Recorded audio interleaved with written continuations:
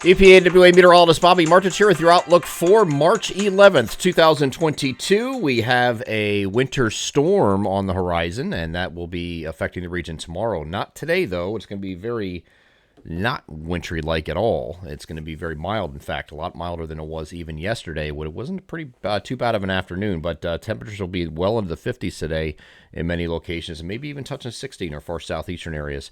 And then we have this impactful system coming in for Saturday. It's impactful from not just a rain to snow situation, but there's also some wind involved in this and some rapidly falling temperatures. So we're going to cover this in this video here this morning. First and foremost, Friday's video forecast is sponsored by Mechanical X Advantage LLC, proudly serving Eastern Pennsylvania, New Jersey, New York, and Delaware. MXA provides expertise in HVAC and power systems. They specialize in equipment sales, service, engineering, and consulting based upon client needs. So how was your residential HVAC system? How's it been performing during the hot summer or cold winter days? Have you wanted to add or update your residential air conditioning system to something more cost-effective to your wallet? If so, please call or email them today to talk with the MXA team about your needs. They will help you choose the proper system for any size house while using the industry's only do-it-yourself HVAC solution. The installations are designed to be simple, easy, and user-friendly. There is no special tools required, and the line sets are pre-charged, and no expensive equipment is needed for this installation. Did I also mention you can receive rebates up to $450? Give them a call at 610-940-1639 or email them at info@mxa-us.com today to gain an advantage. They are Mechanical X Advantage, proud sponsors of the Friday video forecast. Okay, so a lot to unpack here with this storm coming in, and I gave you the background of this for several of these videos that we did this week, but I'm just going to do a quick analysis of this. You have a big deep trough that's moving in, big low pressure down here that's going to be gaining strength as it moves up the coast, and it's going to track either over our southeastern areas here or just offshore. It's going to be very close. I mean, that's not really a big difference there. But the speed of the trough is going to dictate when we change from rain initially, which I do think we're going to have across most of the region, over to snow. And when it does that, there could be some pretty heavy rates too. Some frontogenesis involved here where you get some intense banding right along that transition point and shortly thereafter. So there's going to be some surprises with this. We're going to have a snow map, an official snow map out today with ranges of snow, but I think I have a pretty good idea where we're going with this. And our most likely scenario map that we put out for this, I'll show you here in this video too, is probably going to be correct. And that was the highest probability of coming to fruition. And I really think that is a really good, solid first step. And then we'll go into the ranges of snow today. Might not wait until 5 o'clock. We'll see. I know I announced on the Weather Alerts page yesterday it will be 5 o'clock release. It might be a little bit earlier, depending on when we get our client stuff out, but we'll see. So here's this system coming in. Again, a very wrapped up system moving up the coast. And you have rain initially that's going to change over to snow. Maybe sleet, rain to sleet to snow, and that's most likely going to be the transition. How long that sleet holds on is going to determine whether you get these surprises or not, because some models like the NAM and the GFS are now suggesting there's going to be a little bit more sleet involved with this than originally thought. The European model is not really too thrilled with that. It has a little bit of sleet during that transition, and then it goes over to snow, and that's why you're getting those heavier amounts further east here. Okay, so probably a blend between those two. The European model has been leading the way on this, but it's also the most aggressive, and it is probably overdone a little bit, okay?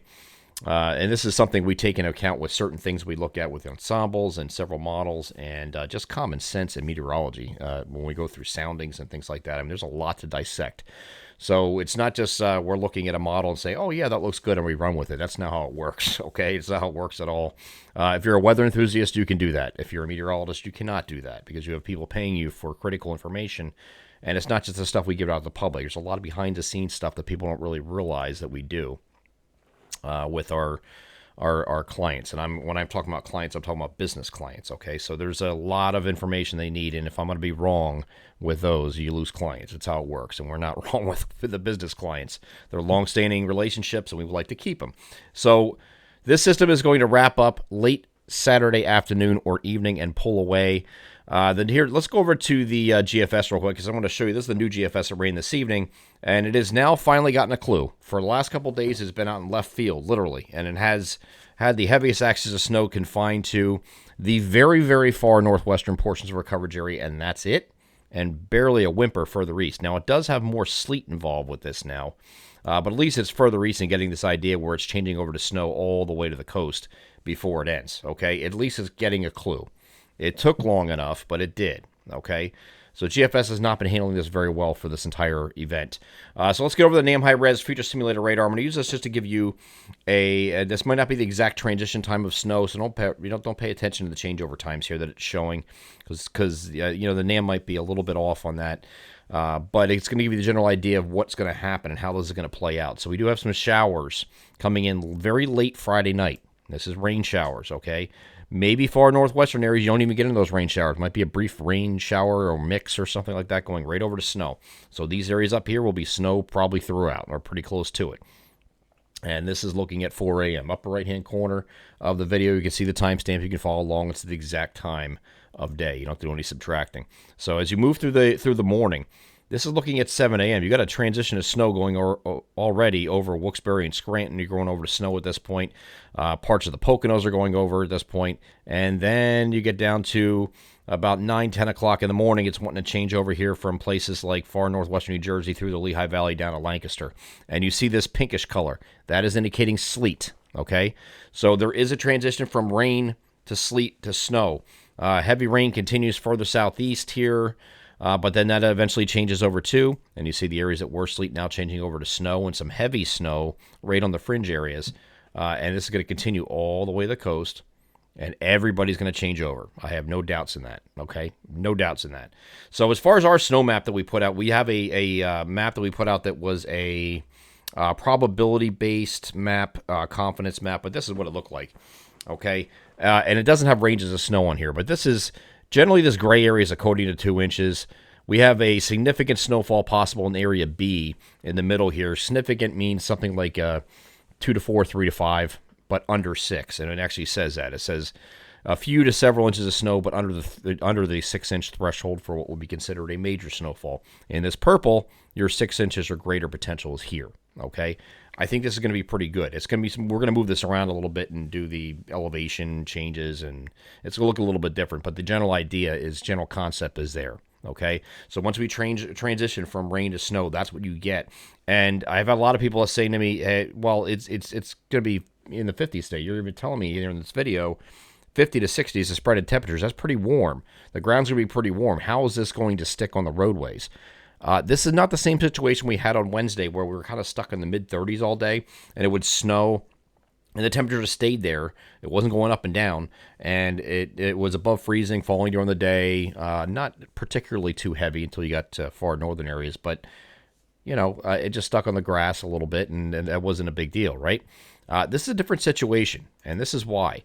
Look at the temperatures here as I get in early morning here. This is 6 a.m. Again, times in the upper right-hand corner.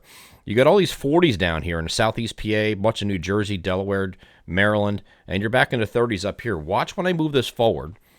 Just a few hours. Look what happens here as you go through the course of the morning. Look at this drop-off.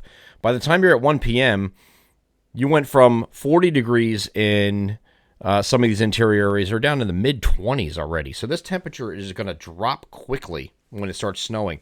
And that rapid temperature drop is going to allow things to freeze. I'm telling you right now, I don't care if it is the middle of March or not. I don't care that it's falling during the day. If you have temperatures going from 40 to 25 in a couple of hours, it's going to freeze on roadways. It's not going to matter, okay? And especially when it's coming down, the snow is coming down heavy. So you will get roadway accumulations out of this. And the sun angle doesn't mean jack. Not at all, okay? These temperatures are going to continue to drop, and they're going to drop all the way to the coast, too. This is looking at 4 p.m. Look at these temperatures. Low to mid-20s, or lower 20s on the interior, some teens far north, and you're down in the mid-20s, mid-upper 20s here by the coast even. Okay, so this is going to stick. It's going to stick in the roadways. Still going to stick on everything, especially if the snow rates are higher. It's going to be very easy to overcome any kind of sun angle influence. That's not going to be a factor with this one, and then we get in the teens and very cold overnight. Second part of this, so if you don't have, if for some reason you didn't get snow, which we think you do, or you don't get much snow, you're still going to have a flash freeze issue where the roads, any standing water left around or wet roadways, that's going to freeze and turn to ice. Okay, and that's going to happen. So that's going to be a big part of this. The other big part of this is the wind. Nothing really early Saturday morning, but then we get to late morning in the afternoon, you see the winds picking up, especially during the once you get toward the late afternoon and evening hours. We're going to get some wind gusts in here that are going to be easily, very commonly and frequently, 30 to 40 miles per hour with some peak gust here, especially in the evening, going up to 45 miles per hour is what we're thinking with this. So that's a prolonged period. Not necessarily these really high 55, whatever mile per hour wind gusts we had that squall line the other day, but this is a long duration event. And for power outage concerns, trust me, I know we deal with power clients, okay, for consultation purposes. If it's a long duration event, it's going to be an issue, and that's going to create some power outages. So you're going to have all the snow flying around. The snow will be done by this point, but you're going to have all this wind. You're going to have some blowing around of the snow and things like that, and you're going to have some wind issues again, some power issues with this. This is going to go till after midnight before it starts finally decreasing, and then by the time you get to Sunday morning, it's a little bit more manageable and reasonable, but it's still going to be breezy in the morning, we think, on Sunday. So that's your system. That's what we're looking at for this. Again, they're starting as rain, or in most areas starting late overnight tonight, and then going into Saturday morning, and then transitioning from northwest to southeast, from rain to sleet to snow, and then we'll have an accumulations map out that with ranges of snow for each area in our region today. After this point, we have a cold Sunday. Sunday is going to be a dry day, but it's going to be cold. Mostly sunny skies, temperatures in the 30s everywhere, okay, for highs. And then once we get to next week, we're going to turn on the jets and put the warmth back into the picture again. It's going to transition back to milder temperatures, and very mild, in fact, as we head towards the middle of the week with temperatures getting to 60 or above. So we're going to have some temperatures getting well into the 50s both Monday and Tuesday, getting to 60 or above Wednesday and Thursday. We're going to watch this little system here to the south on Wednesday night, Thursday. Maybe some showers get up into this region if it comes close enough. But right now, the European model says no. GFS says yes. We'll see. But right now, it looks like a mostly dry stretch after this weekend. I'm EPAWA meteorologist Bobby Marchis. That is your outlook for March 11th, 2022. Have a great Friday.